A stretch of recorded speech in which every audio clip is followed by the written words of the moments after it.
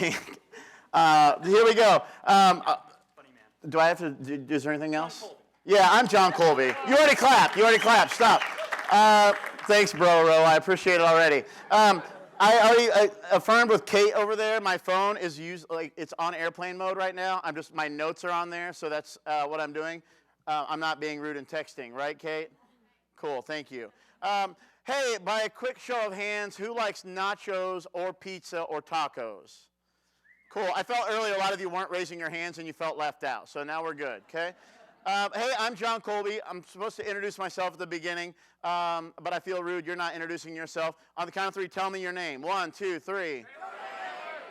I'm pleased to meet you. Today, actually, let's start this way. I'm going to, and they're recording this for prosperity's sake, so I'm going to repeat everything you guys say in a real creepy way at first, just so we don't have to run a mic around. Why did you come to this other than my speech classes here? Because that's like 30-some answers right there. But why are you here? I love comedy. Family likes to tell jokes. What'd you say? You like the jokes? She likes the jokes. Does anybody over here have a reason why you, like, seriously, when you saw this, like, why did you come? Hold on, now you're all talking at the same time. That's rude. Raise your hand. Yes, why are you here? Oh, cool. Perfect. Why else? Yes. Awesome. Why else? Maybe. Right? Okay, so we'll see. Okay, I just wanted to know. That had nothing to do with anything I'm going to talk about, but we'll tie in later. So I went to high school at Brownsburg, so I'm from here. Right? Thanks. I went to IUPUI. Cool. Then I taught at Warren Central for 5 years. Then I moved to Chicago for 2. Cool. I lived right by Wrigley Field, so I saw the Cubs hat. I was excited about that. Then I moved back over here, and I taught at Shortridge High School. Cool. And then now I teach at Fishers High School. Yeah, hold on. I just felt judged by the urban community going, oh, he's one of them. No, I'm not. I have much better dance moves than most of them. But through all of this, I think I've been relatively funny. I got interviewed about this. I'm like, why did they ask you to do it? I'm like, I don't know. But really, they asked me to do it because in college, started doing comedy sports, and then I finally did that long enough that I wanted more, so I started reading books on comedy, and I wanted more, so I started doing stand-up just as a fun side thing, and I wanted more, so I quit my job and moved to Chicago to be poor for a couple years, and do improv and study at Second City and IO, and perform in as many places as I can. As of today, I performed in 25 of the 50 states, and my bucket list item is to perform at all of them. So for you math wizards out there, I am halfway there. No, bro, save it, okay? So I'm going to kind of talk to you guys today about humor. Notice I'm not talking to you about being funny. I'm talking to you about humor. The difference is funny means you have to, if I'm trying to be funny, I'm going to say something specifically to elicit a laugh. When I'm using humor, I'm using lighthearted anecdotes. I'm using jokes. I'm using just observations to make connections. And sometimes when we laugh because it's funny. Sometimes we laugh because we're startled or confused. Sometimes we laugh because there's a connection there that, like, we get that. Like just now, I asked you guys about tacos and nachos and pizza, and you're like, I like those things, and you're smiling. And there was no real understanding of why you were doing it. But you know what? Number one, you participated, and number two, you were smiling. So the whole goal is to figure out how we can smile more and how we can make others smile more. And come along with me on this journey into humor, won't you? And then I wish we could fly away to somewhere cool. I don't know how to do that. So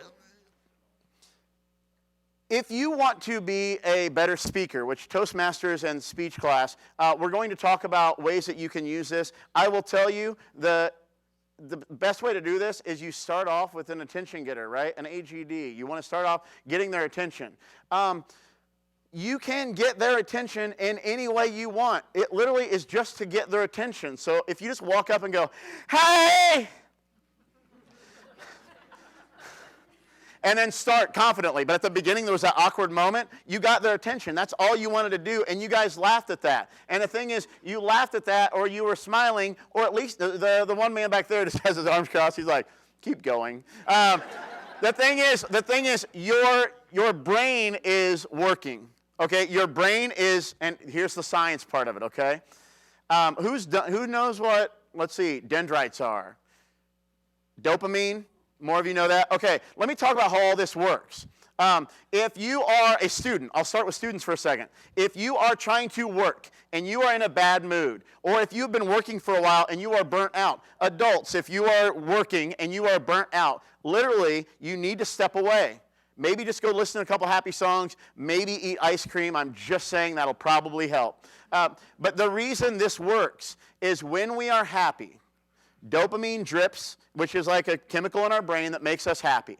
Once we are happy, we are more receptive to new ideas. Our brains function quicker. Dendrites are these little connections in your brain that when you hear something and your brain is trying to connect it to something you know, it's making connections all over your brain. It's like basically your brain is going through all its filing cabinets and trying to find out how you know that, how that makes sense, how you've seen that face before.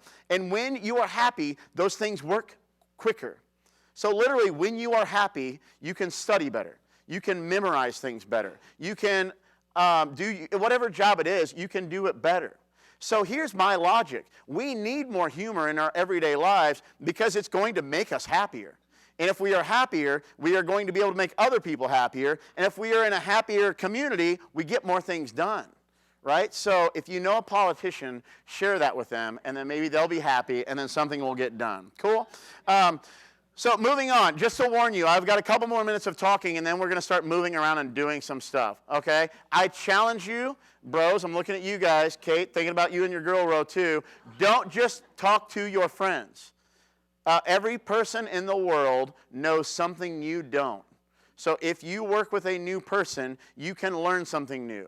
I don't care if it's a 4-year-old, they probably know something awesome about a toy that you don't.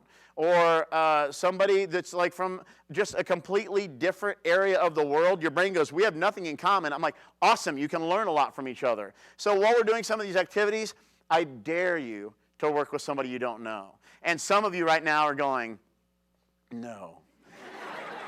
Trust me, if you don't want to, you can still get your credit Butler thing, or you still get credit for Ivy Tech being here.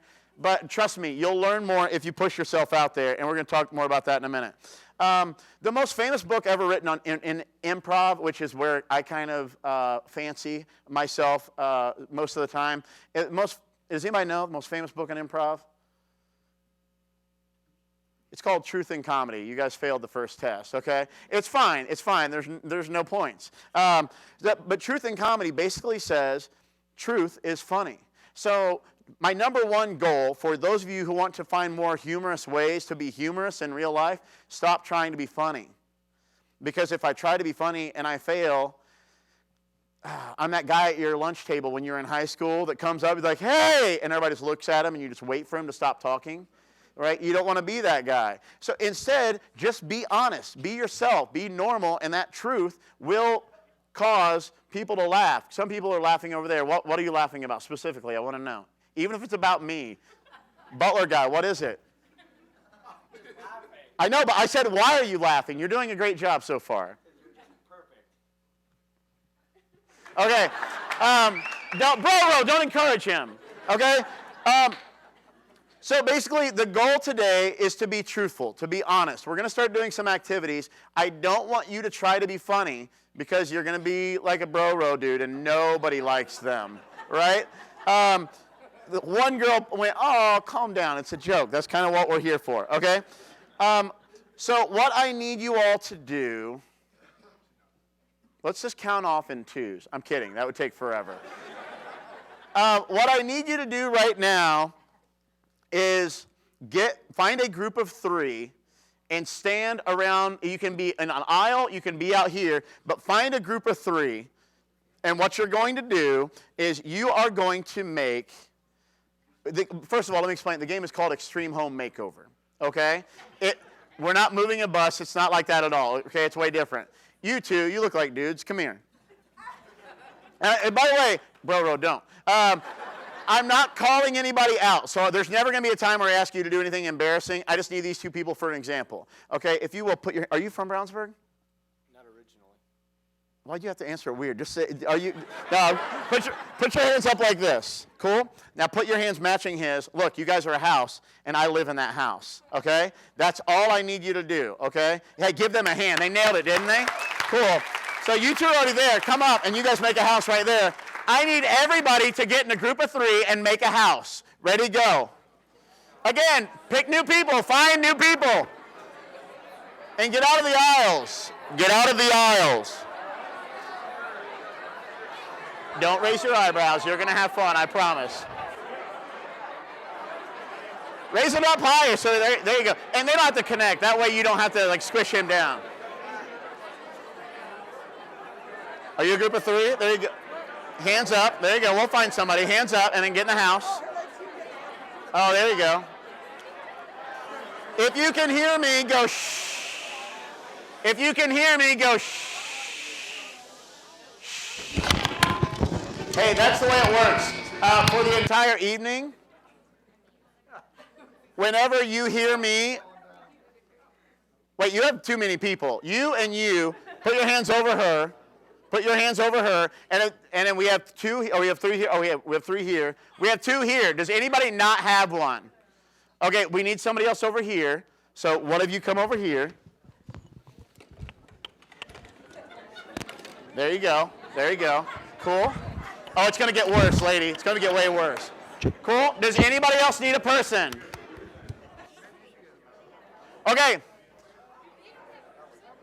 She's going to steal a person in just a second. You'll see what happens. Guys, listen. This just became a competition because we have one too many people. So let me explain the way this works.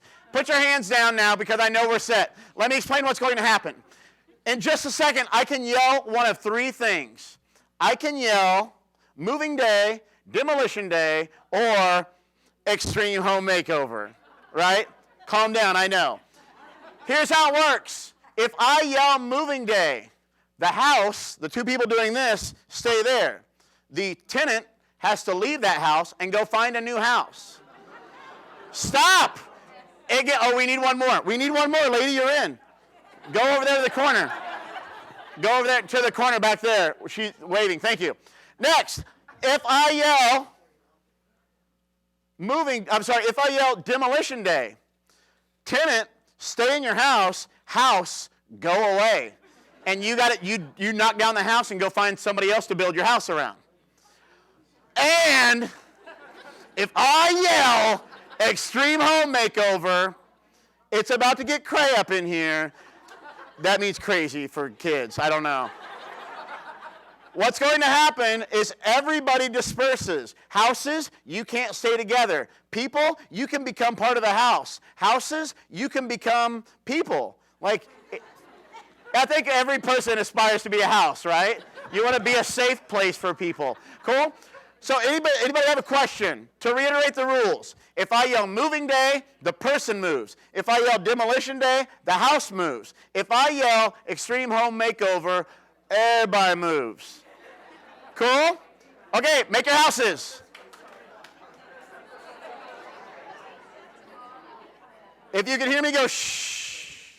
Once you are in a house, you can giggle a little bit, but you got to try and refrain from talking because other people that don't have a house need to be able to yell something like, I need a house. Cool? Let's start easy. Moving day. So people leave your houses, go find a new house.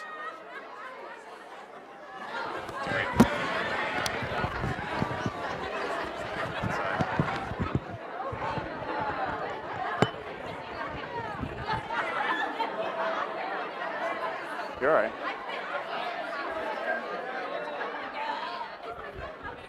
Does everybody have a new house? If you don't have a new house, you should be waving frantically for a house. I have a lady right here who does not have a house. Where's a house? Oh, over there. Ma'am, there's a house over here. Oh, they have a house here. I have one more house. Sir, sir, don't panic. Right over there. Right over there. The second he gets there, sir, you got 3, 2. Here's the church. Here's the, no. Cool. Okay, I'll be honest, that took about a minute, which for a group this size is horrible. So, like I said, once you're in the house, you have to get quiet so other people who need a house don't have to wait for me, they can find it. Extreme Home Makeover, go.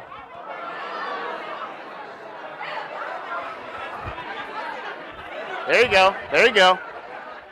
Uh-huh. There you go. 3 of you right there. Look, 3 of you. 1, 2, 3. Boom. Boom. There you go.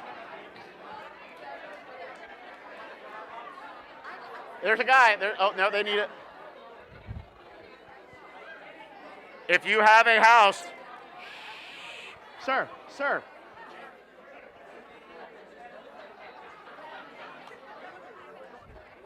I see a house over here. I see a house over here who has no one in it. Check. There we go. There we go. Check. If you can hear me, go shh. Drop your hands, please. I want to point out that with total strangers, you all look like idiots and you had a good time. Hold on. Don't clap for yourselves. Calm down. You had a good time. You don't need reward for having a good time. Okay, that's like, I had a cookie. I should celebrate with ice cream. Listen, here's the deal. If you focus on the activity and not on yourself, life is a whole lot easier. Too often, we are afraid, girl with your eyebrows raised, I'm serious. Too often, we are afraid of standing out for fear of embarrassment. We don't say things like, if you're in an elevator, you don't talk to strangers in the elevator because you don't. That's the rule. You don't. Guess what? I do. Right? Yeah, the hat lady does too. And here's the deal. I bet we're happier than most of the other people in this room because all most people are waiting for you to do is open the door to a conversation, to an interaction. Like, life is so serious way too often. It's way too often. But the thing is, who's going to be the one in your class, in your job, in your family, who's going to make the joke? And it's not even make the joke, it's just talk.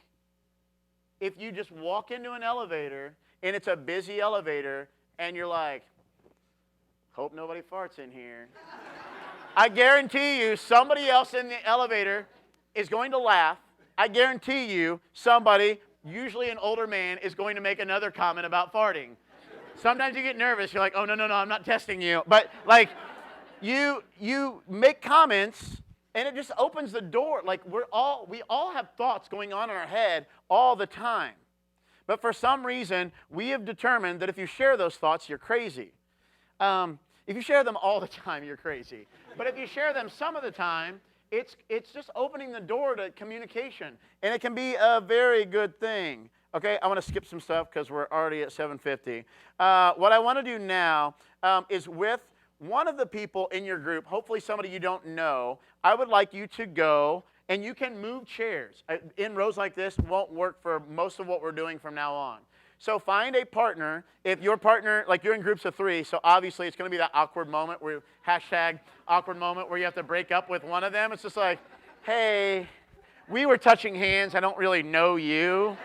So pick a partner, and then you need to get 2 chairs facing each other with your partner. If you don't have a partner, go find a new one. Ready? Go. And you have to lift these up. That's what I just like broke everything. There you go. There you go. Cool. Cool. And you have to lift it up. There you go. Oh, there you go.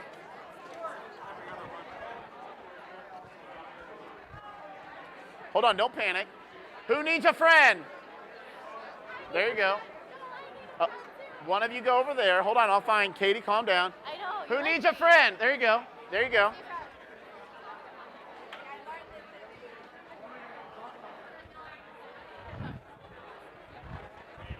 Walter, do you have a friend? Do you need a friend? There you go. There you go. You might be better off going over to there, the edge, because there's more room over there, and you can grab chairs, okay? So, yeah, Walter, grab your stuff and go over there. If you can hear me, go shh. If you can hear me, go shh. What I need was when I do that, if you can hear me, go shh. If you can hear it, go shh. And then if you hear people around you, start going shh. And if you all do it, it's the coolest thing in the world. I promise, okay? So we'll get there in just a second. We are going to play a game, okay? The game is called First Letter, Last Letter. What is your name? Elliot. That's correct. Good job, Elliot. What's your name? John? With the H? Ah, stupid. I'm Jon. Like you wasted it. I just feel like you don't need the letter. Elliot, 2 L's, 2 T's? 2 L's, 1 T. See, you didn't waste a T. Cool? Okay. So what's going to happen is Elliot and John are going to have a conversation. Elliot, I'm going to let you start, and your topic is summertime. So you can talk about anything you want. Say something, and I'm going to help John before he speaks back. So say something about summertime, what you like to do, anything you want. I like to eat strawberries, is what he said. That's a fantastic, June is strawberry month, right? So now, the last word he said was strawberries. The last letter of the word strawberries is an S. So John, while I'm talking, you need to think of something to reply to. I like to eat strawberries, and the first letter out of your mouth has to be S, okay? The goal is you have to wait for them to stop talking, take the last letter of the last word, and then think of your idea. There's going to be a pause. And in that moment, Elliot might feel really awkward because he's just looking and waiting for John to respond.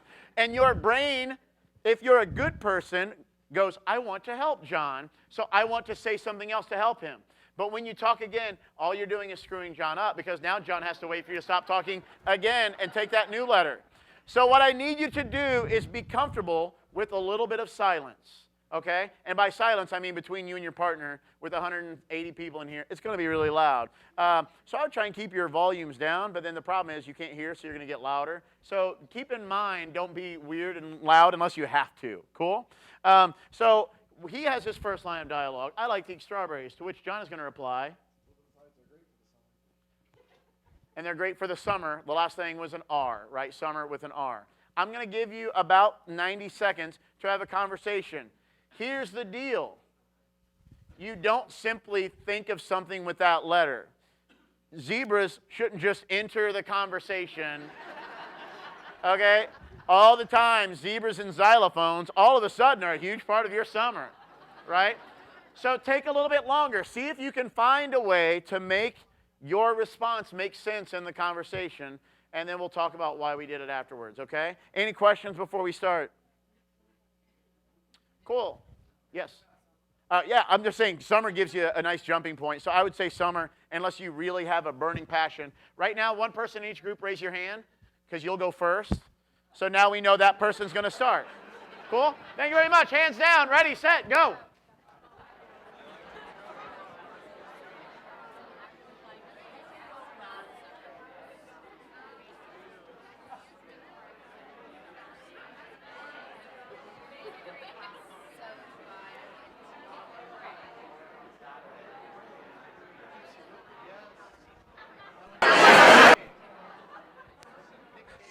What letter are you on? No, don't talk. Oh, yesterday? Go ahead. Go ahead.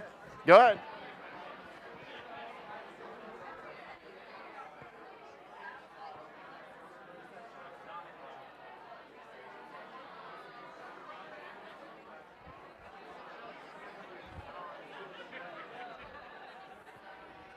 So I'll have like a couple comments at the end. So let me know when you're going to wrap, and I'll come up so we don't lose our place.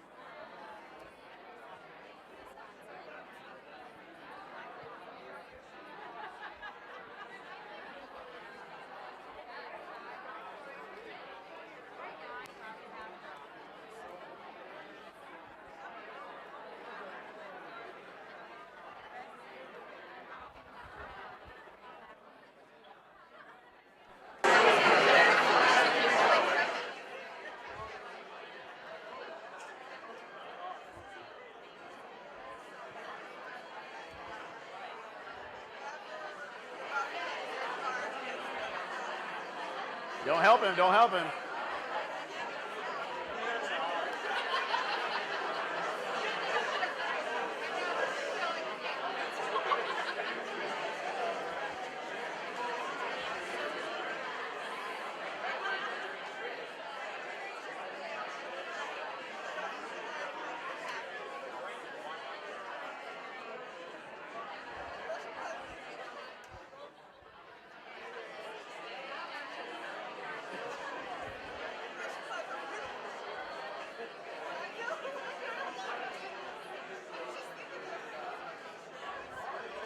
If you can hear me, go shh.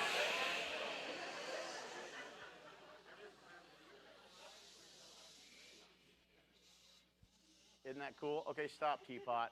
I think that's so cool. Oh, where's the mic? I'm supposed to try and mic people so they can answer. I want your feedback. I want to know what you noticed while doing the activity, and we're micing you not so that we can all hear you, but so we can keep this. So our great-great-grandchildren can go, wow, someday. Cool? What did you notice while doing the activity? Somebody preferably over here, so I don't have to. Oh, you're close. That's cool. R's are really difficult to come up with words for. I will go one step farther in saying every letter is difficult when it's your turn, right? What else? I observed instead of looking at the person and speaking to them, you're looking up thinking with your brain over here. So yeah, sometimes eye contact might go away. Let me ask this. Oh, yeah, did you have your hand up? Yes. It causes you to listen to the other person instead of speaking. It causes you to listen to the other person and not just listen.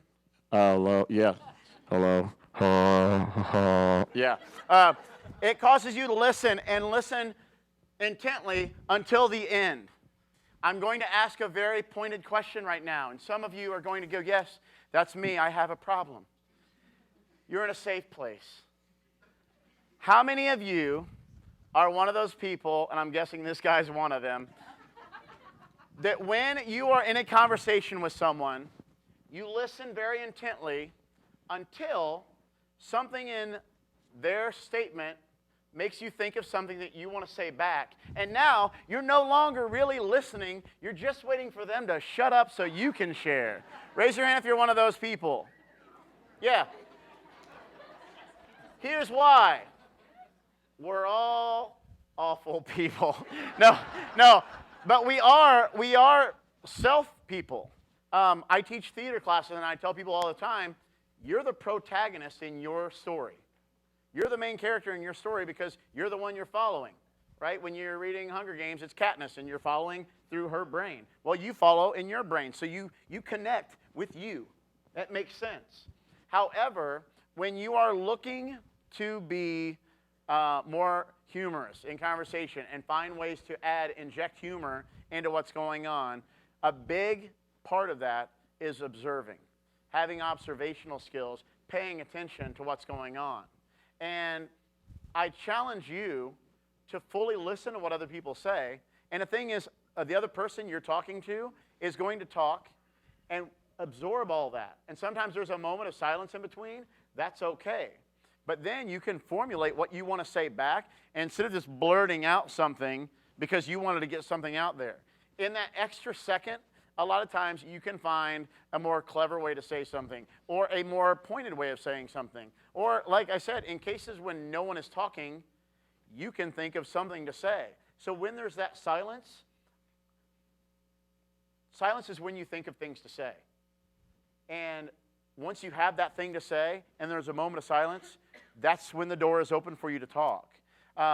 When I found out I was doing this workshop, I sent out on several different forums that I'm involved with improv friends in Chicago and people here in Indy and people in New York. And I said, hey, how are you funny? Like, what do you do to be funny? And the number one response was fart jokes, because my friends are funny, and so they put stupid answers. But the number one real answer was listen and be honest. But the cool thing is, the number one part, the first thing everybody said was listen. Because you have to listen to what's going on. You have to observe what's going on. And you make comments based off of those observations. Stand-up comedy. If you watch a lot of comics, a majority of stand-up comics do what's called observational humor. And we connect with it. And the thing is, we don't necessarily need to think it's funny to connect. We just need to get it. On the other side of that, some people are real weird comics, and it doesn't make sense. And then we laugh because we're confused. So let me say this again. If you say something and it makes sense, or it doesn't make sense, it's most of the time going to get some type of reaction. I'd like to attribute it to this, or like kind of point it out with this. Is anybody a sports fan in here of any team, any sports teams? Cool, a lot of you. Do you ever find yourself getting really excited when you see somebody wearing a jersey or a hat of the team that you like, but you're not in a place where you would normally see them? I was in Disneyland this summer in California, and I saw somebody wearing an IU sweatshirt. And I was so, but the thing is, I say something. I'm like, go Big Red, and the guy goes, and I'm like, yes! And I was so excited. But he's like, I don't want to say anything. I don't know if he was talking to me, but he did the IU thing. And I go, who? And he goes, Hoosiers. And we had this moment where my friends and this guy's family were all laughing, and it was just because of a connection. But the thing is, look for those connections. In those moments of conversation, look for those moments. Just a last note on this first letter, last letter game you just played. If you are one of those people that raised your hand and you realize a lot of times you might even be somebody who cuts people off because you have something to say, I dare you to play this game in real life with friends and family, but don't tell them you're playing. And you're laughing, but the thing is, they're not going to know. They're just going to go, he's a really good listener these days. I don't know. You will be amazed. I really do play this because I'm one of those too. I love to talk and I love to share my thoughts. But when I first played this game like 10 years ago, I did it with some friends, and I finally had somebody make a comment on you've become a really good listener. And I'm like, here's why. And I explained the game, and she was kind of mad, but at the same time, she appreciated that I listened because like somebody said, it's like when they talk, you just very intently look up, and you're like, and it looks like you're being very thoughtful with your response, and you're like, K is hard. You're like, karate lessons. I know. So yeah. My goal there is just to observe, okay? What I need you to do now is you are in a group of 2. So I would like you to get with other groups and make a circle of somewhere between 6, 8, and maybe even, we'll say 6 to 8 would be the best. If it goes 10, that's okay. But try and conveniently, people you're already around, there's a group right here. There you go. There you go.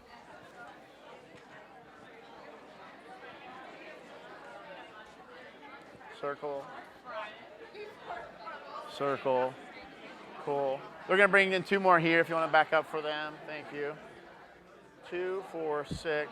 There you go. Yeah, why don't you gather around add with them?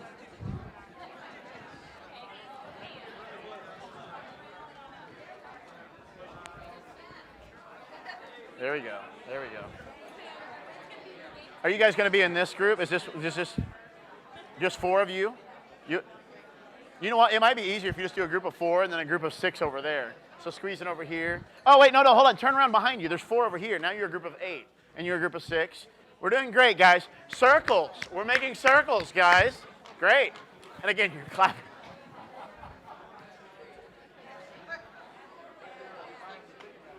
If you can hear me, go shh.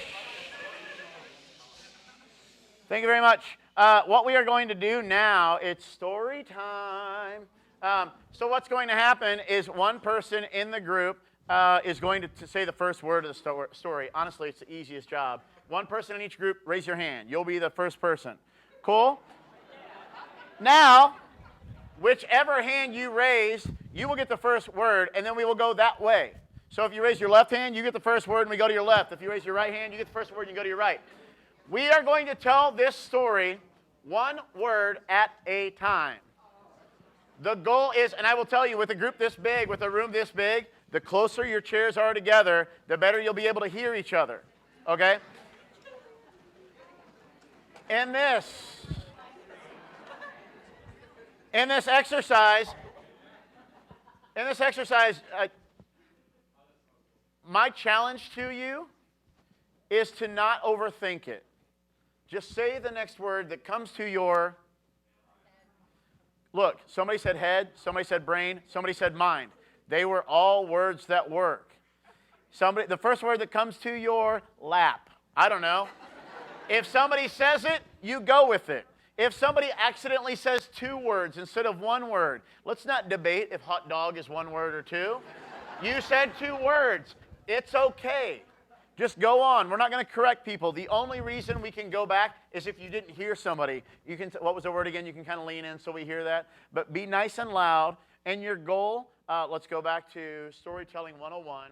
You want to have a character, and they are in an environment. So there's, once upon a time, there was a blank, and they were at blank or lived in a blank, right? And then things happen. If you really want to get cray, there's going to be, again, that means crazy. If you really want to be crazy with it, you can have an antagonist who opposes the protagonist.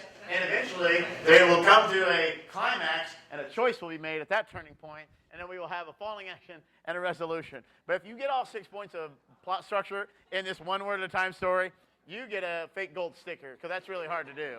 Okay? The title of the, first, are there any questions? Okay. Again, don't overthink it. Just say the next word that comes to your head. Don't help other people. We can all make choices. Okay? And then the title of this story is, Where's the Cheese? Okay? First person, first word, go.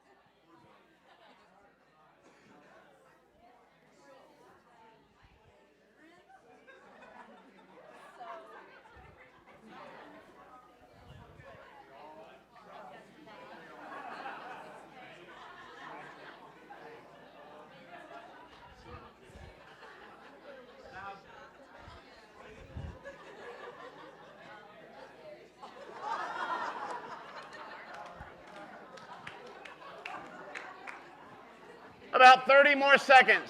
You have about 30 more seconds.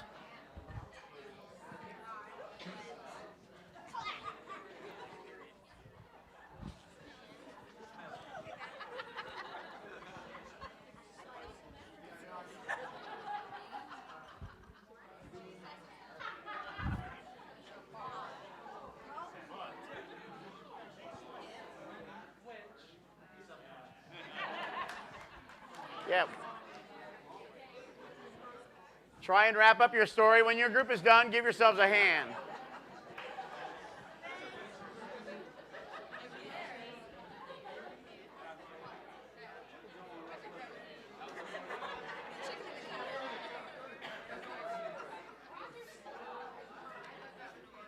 And that is time. Give yourselves a hand. Nicely done.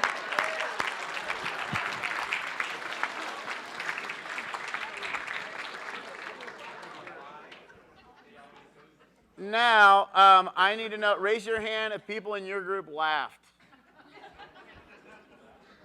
I told you, right? I'm like, they're all going to tell stories, and they'll all laugh. Now I need, again, to use the mic because I keep forgetting. Why did you laugh? and I need more than because it's funny. We were talking about poop. She's right. She's right. It's the universal bond, right? That's gross. Did you have your hand up? Because it made no sense at all. I'm going to throw it. I'm going to throw it. Stand up. Can you catch it? Are you nervous? I'm going to throw it to you. Come here.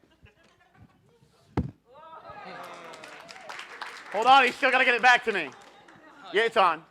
Yeah, we went from a mouse pooping next to cheese, so we kind of started laughing about that. Wait, I don't know how we had. What? We went from a mouse to eating cheese to diabetes to pooping next to cheese. I don't know what happened with our group. Hold on. Raise your hand if poop was involved in yours. Are you? Sir, I expected it from some of the children. No, I'm kidding. I'm kidding. Listen, here's the deal. Yeah, there was unexpected stuff in there. Let me ask this. Did anybody make yourself laugh? Did anybody, your own word, make you laugh? Okay. So I will say, like, I had maybe 5 or 6 hands on that. There are going to be times where we crack ourselves up. That's good because that means you're trying. But most of you didn't raise your hand just now. Somebody else made you laugh. And it might have been the absurdity of it. Did anybody get excited because somebody else said the word that you were thinking, like you were trying to set up for somebody else? Again, this is exactly what we're talking about. We are laughing and getting excited and having fun because we're making connections. We are laughing and excited and having fun when it makes no sense. But the thing is, you are talking to people. Raise your hand if there's at least one person in your group that you didn't know an hour ago. That's it. Okay? There's a universality of the human experience that transcends age, race, gender, anything. We all like to laugh. We all have that. And if somebody can make us all comfortable in the same environment, we're going to make the situation better for everyone there.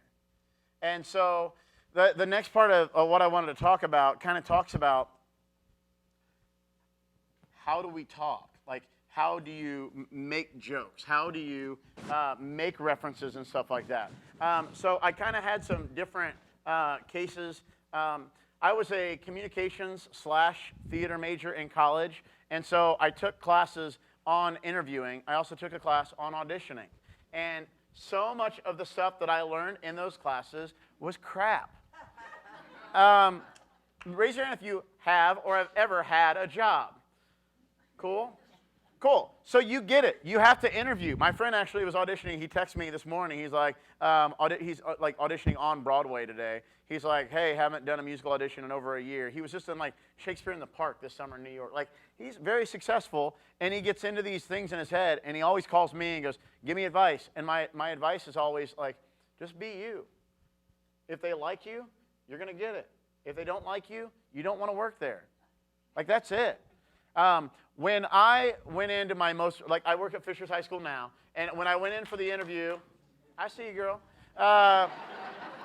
When I went in for the interview 3 years ago, I sat down, and it was like 2 to 3 minutes in, like at the beginning he was talking about like the school and kind of just letting me know some stuff. When I could talk, I was like, Cubs fan, me too. And then he started talking about sports. I'm like, okay. The more he talks, the more he's going to like me, right? Because we give him that. We smile, and we're finding connections. But then he started talking to me, and he asked me something, and I don't even know what I said. Because once I got the job, like a month into my job, we were in the hallway, and he walked by me, he goes, Colby, come here. Do you remember during your interview you said something about wrestling me? And I was like, no. He goes, you don't remember that? You were like, we could wrestle about it? And I'm like, no. And he goes, I always remember it, and it's just weird. And I go, but you hired me. And I high-fived him and then walked away. The thing is, like, you keep them guessing, right? No, but then, like, he came back to me later and he remembered. He's like, what would ever happen if you felt like you made the right choice and an administrator told you that they disagreed with it?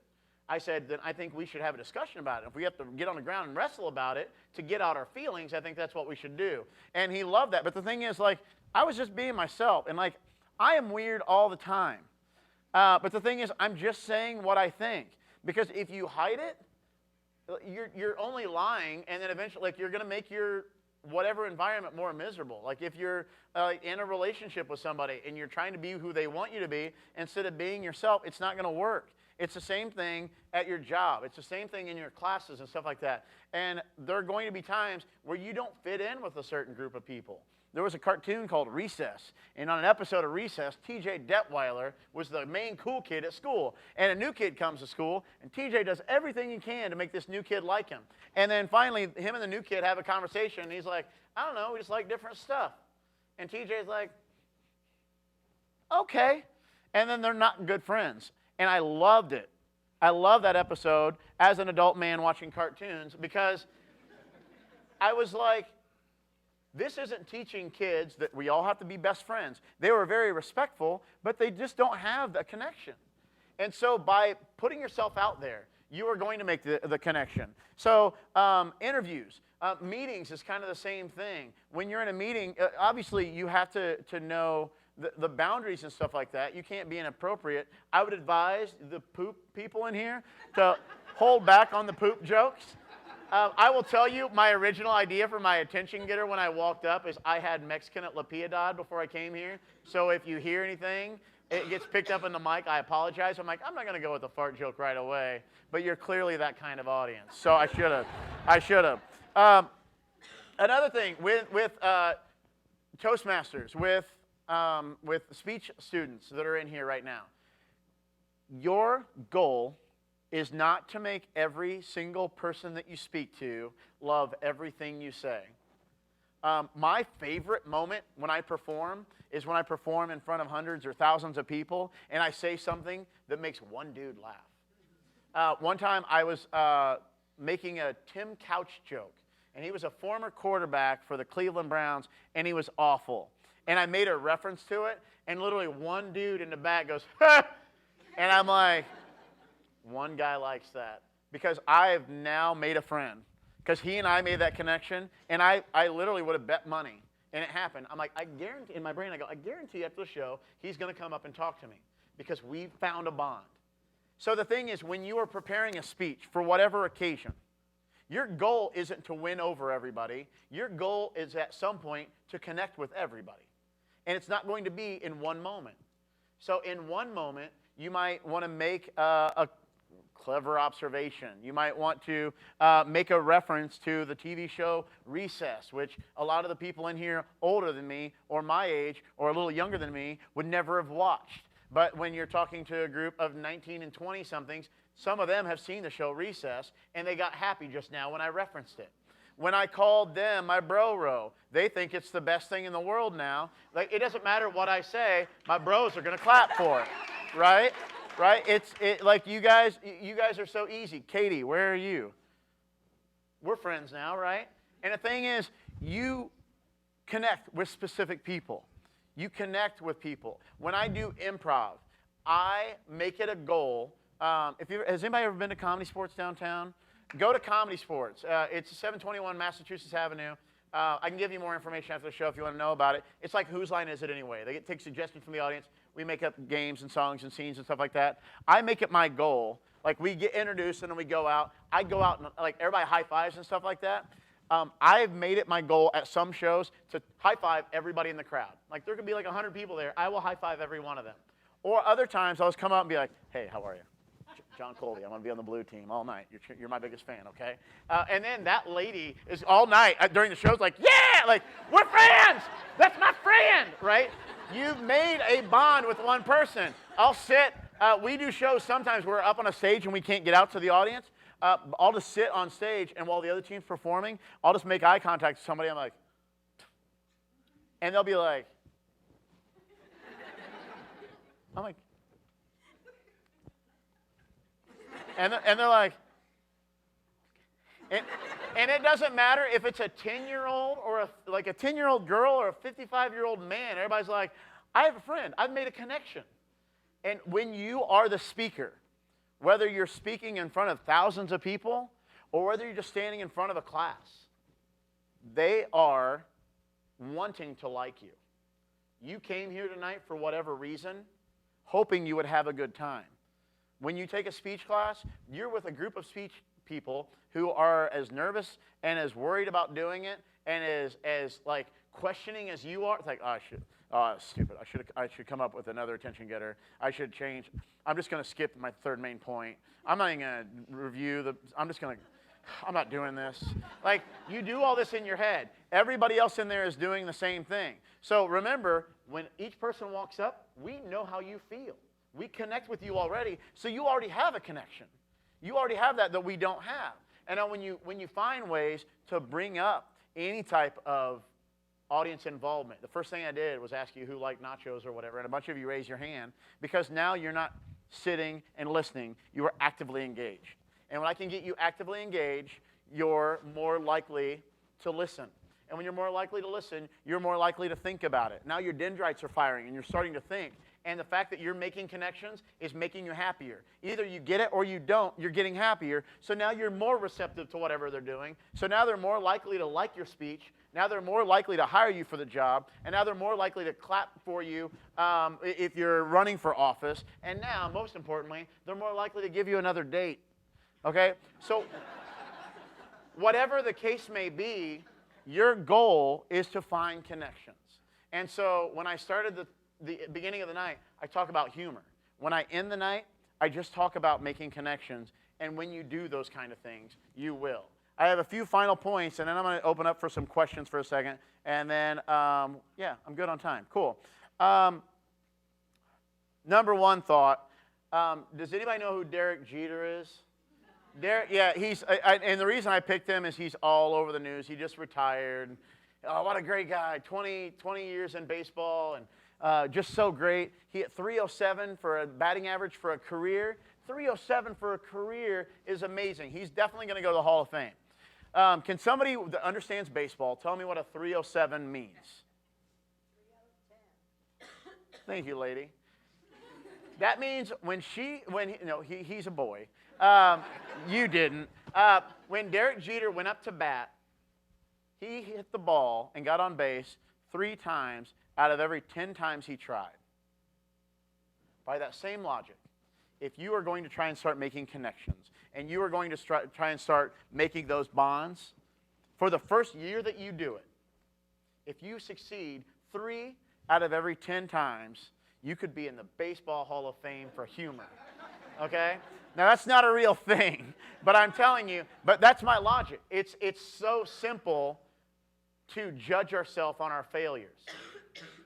But don't judge yourself on your failures. You judge yourself on your successes.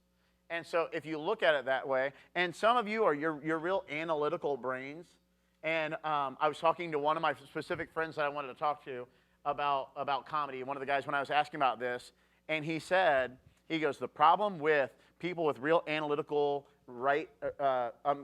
type A personality people is we focus on numbers. And every time we see a mess up, we count that mess up. And we just look at those negative experiences. He said you need to get them to focus on the positive experiences. Because you will find that one good moment and one bad moment cancel each other out. And the more you do this, the more successes you're going to have. And those positive moments to you were good. The negative moments to you were bad. But if you move yourself and not be the protagonist of your own story, if you fail to make other people connect, those people don't even remember it later. But if you connect with somebody, they're going to go, I was at Disneyland, I saw a guy, and we yelled, Hoosiers. And it was awesome. And they have a story they're going to go off because you connected with them. So when you fail to connect, it doesn't even count as a loss. It's just a thing that never happened to anybody else. So you just got to get it out of your brain that it didn't happen. If you give a bad speech, nobody remembers the bad speeches. Like years from now, you remember the successes. You remember the compliment. You remember those things a lot greater as long as you pursue it. If you fail once and then you quit, you're always going to remember the failure because you quit. But if you keep going past there, I promise you, you will make more connections. I'm not going to tell you that you're going to be the next Jay Leno, because Jay Leno is not even Jay Leno anymore now. It's like the next way, like David Letterman and Jay Leno have retired, and now it's Jimmy Fallon and Jimmy Kimmel and Seth Meyers and these people, and then they'll move up, and then more people come in. The thing is, we are finding our place. So I challenge you to find your place. Maybe you are interested in what we've done in here today. Basically, a lot of the little things we've done in here are Improv 101 basics. So if you like improv, take an improv workshop. Comedy Sports does them. There are other places you can do them. If you really like it, go up to Chicago in the summer and do a week-long intensive, and you'll just be completely immersed in it. If you like stand-up, go see open mic at Crackers in Broad Ripple or at Morty's. Go watch it and see how good some people are and how bad some people are. And you'll go, I can do that. The first time you go up there, you get 3 minutes. And if you go up there for 3 minutes and you're awful, I guarantee you're still going to be proud of yourself that you went up there for 3 minutes and tried. If you are in a speech class, I challenge you to try something risky. Again, if it fails, try again, but I guarantee you more of you are going to succeed than fail. Some of you are my sister. My sister growing up, she's 5 years older than me. I was always the funny one. She was always the quiet one until social media came around. And she's really funny on Facebook. And she's really funny on Twitter because she takes the time to craft what she wants to say. So start trying that kind of stuff. Go a step farther, start your own blog, and just share your experiences. You'll be amazed at how much people like crap just because they get it. One of my ex-girlfriends has a website completely devoted to makeup, and she's got YouTube clips that have literally hundreds of thousands of views, and they're awful to me because I don't connect with that. But if you like something, start a blog, start a YouTube channel about it, and you will find other people who like it, and you'll find your niche. You'll find your place in this world. Cool? Questions, thoughts, and give me some stuff, or it's just real awkward, and I feel like you didn't care. Now you're all trying to think. Oh, no. Don't clap for me. Okay, now stop. Bro, come on, man. I expected more from you than that. Yes? Who's your inspiration as far as comedy goes? Who's my inspiration as far as comedy goes? When Robin Williams died, it's the first time I've ever cried when a celebrity died because Robin Williams was a huge one of mine. I love Steve Martin. Man, I loved Arsenio Hall when I was a kid. I was like an 8-year-old white dude in Brownsburg watching Arsenio Hall, and I'm like, this is awesome. Like everybody on Saturday Night Live, Mike Myers and Dana Carvey and all those people. I love just about everybody. Did anybody see Mike Birbiglia here a couple weeks ago? I think Mike Birbiglia is hilarious. I think there's so many comics. Mitch Hedberg, who's passed away, is really funny. I love people that don't tailor it for everybody. I like people who are very specific in their comedy at times, and then either I get it or I don't. And sometimes I don't even like the joke. I don't laugh at the joke, but I like that they're going for that. And like nerd stuff, like Star Wars and Star Trek and all that, like I'm not really into that, but I love watching the geeks geek out about the joke. I like watching comedy happen, not even laughing at the joke, but watching it all unfold. Steve Martin, if you like comedy and you want to know more about it, Steve Martin has a book called Born Standing Up. It's such a good autobiography. He talks about when he started watching comedy, he's like, so they tell a joke, and then there's a pause, and then the audience laughs. And they tell a joke, and there's a pause, and the audience laughs. But if a bad comic tells a joke and they don't laugh, he fails. So he made it a goal that he was going to do an entire hour-long set with no punchlines. And he's like, I'm just going to go up and talk, and there's never going to be pauses, and there's never going to be a ha-ha moment at the end, and so just see what happens. And he talks about, as it goes on, like people find different things amusing, but they're waiting because you're like, we know how comedy works. And they're waiting. And then finally, too many goofy things happen, and they laugh at different times. And he said it was so refreshing to him, see people not laugh because they're supposed to. People laugh when they can't not laugh. And the fact that he did comedy like that blows my mind. I love it. I love it. Other questions about anything? You mentioned comedians. What about Joan Rivers, Melissa McCarthy? You name it. I don't like Joan Rivers because she makes fun of everybody. Like she's real abusive. Like Melissa McCarthy, I think is hilarious. I think honestly the funniest person I've ever seen perform in my life is my friend Tara DiFrancisco. She does I.O. in Second City up in Chicago. She travels all over the world, so she's my favorite person. But my inspirations growing up are, most of the ones I named, most of them were 25 years ago when on mainstream TV it was more men than women. And yeah, and there are women that I find funny too, but it's just, those are the first ones I thought of. Other thoughts, questions? What's the funniest thing that ever happened to you? Every day of my life. I can't answer, like, what's the funniest thing that ever happened to me? I made Al Pacino laugh one time just by asking for a high five. But like, to me, there's not, like, that's weird. Nothing stands out. Like, nothing is funny to me because everything, like, if you could live in my world, like what's going on in my head, like in a business meeting, like at school, I'm sitting and we're like listening to a person, and in my head, I'm like, what if a monkey ran through here right now? And then I just start looking around all these teachers I know, and I'm like, which ones are going to try and diffuse the situation and which people are going to freak out? And like, that's just the way my brain works, and I just kind of go all over the place. So there's not necessarily a funniest moment ever. I find humor in everything. I just love it.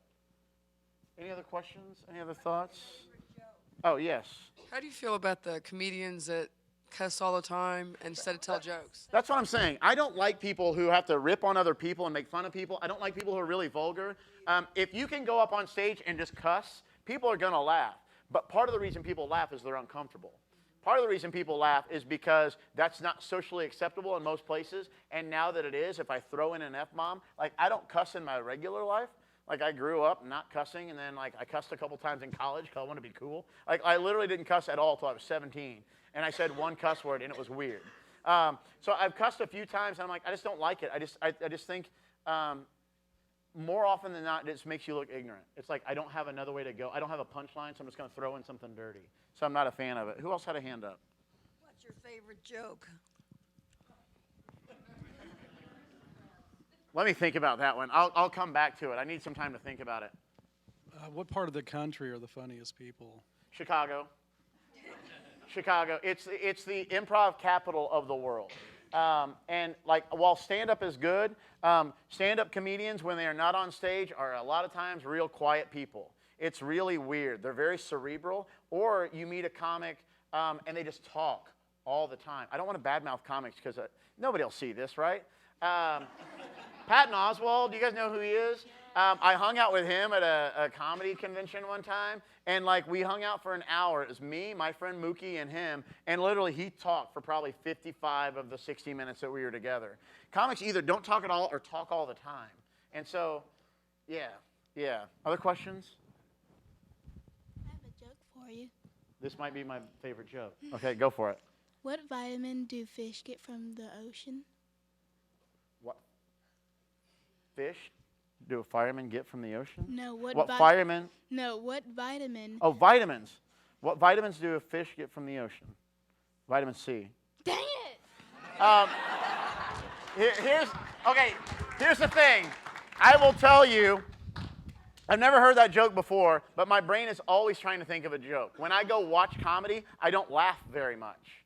And I'm a director, like a play director, and I direct improv, and when you direct improv, you like help them get better. People think that I hate everything that I see, but my brain is always working. My brain's always trying to think of, like, if somebody tells a joke, like, my brain's like, what could I add to this? Again, it's that observational thing. I'm not laughing because if I'm laughing, when you laugh, basically, you're shutting down part of your brain. And that's why we enjoy it, because we're not thinking, we're not stressed out. It's a release. I don't have that release a lot of the time because my brain is trying to process and think of something else. So people try and tell me jokes all the time. I've been told 3 since I've been here, like, oh, you do comedy? Hey, listen. And everybody always wants to tell me a joke. So number 1, I've heard a lot of jokes. And number 2, my brain, a lot of times if you ask me a joke that's a question and not a story, when you ask me the question, I won't say, I don't know what. I'll try and figure it out first, and then you'll hate me. So, yeah. Did you have a question? Yeah, I did. So far, the connections have all been positive that we've talked about. If you find yourself in a negative or an antagonistic or even a verbally violent situation, how do you apply what we've talked about in this discussion to that situation? That's a fun question. Just stop and listen. if a person is yelling at you and they're, I mean, you know, I don't ever think I've been yelled at, like as far as like in a comedy situation or whatever. If you have people heckling you, the best way to handle it is just to stop and let them finish. Because especially if it's a group of people, just let them go and they're going to realize everyone else hates them too. And that might sound awful. If you come see a show, a lot of times I ref, and the ref is kind of the host of it, whatever. A lot of times what you do is you call out people early on, but in a jokey way. Now they feel like they're part of it, so they're not going to be negative because they feel like they're part of it. So if you see somebody with their arms crossed, and they're, you can tell they're about to say something, go right to them. And it's a positive experience, but you bring a positive environment to them before they can do it to you. So yeah, and you tailor it for them. Hold on, I got this guy back here. Oh, I can't get there. Thank you. Yes, sir. Why do many comedians have depressive personalities? You know what? I don't know for a fact because I don't. But this is a theory that I just came up with like 2 weeks ago. So there's no basis other than my own meandering thoughts. I feel like comedians are addicted to the spotlight. And so when they have that moment where everybody's looking at them and they're on stage and they're laughing, that's great. But normally your stand-up set, if you're an opener, is 15 minutes to a half an hour. If you're a headliner, is an hour to 90 minutes. And then you're off stage. And then you go 23 hours or 47 hours before you perform again. And in that time, like you don't have that high. And you want that high. And that's why you pay attention. There are so many comedians that are or have been addicted to drugs and alcohol because they're looking for that. And again, this is just my own theory from what I've known of friends and people involved in the industry. I really do. I think they're trying to find that high from something else. Cool? Let's end on a happier note than that one, though. Yes? This is completely random. My friend was saying this. She was saying, what you eating? Eating chocolate. Where'd you get it? A doggy dropped it. Where's the doggy? In the corner. What's he doing? Making more. I think we should end with that poop joke, right?